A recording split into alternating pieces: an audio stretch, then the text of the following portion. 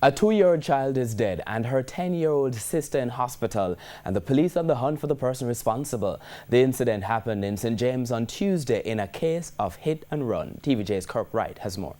Fun in the sun on Tuesday for a St. James woman and her 4 children turned to grief at night.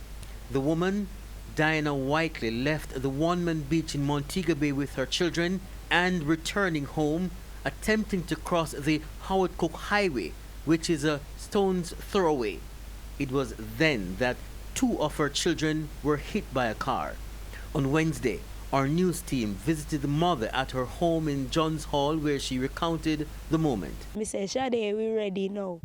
I will go buy our ice cream first before we go.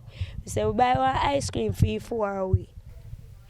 He say, we buy ice cream. We say, we buy ice cream, we eat it, and we ready. He say, man, stop, and then we do cross.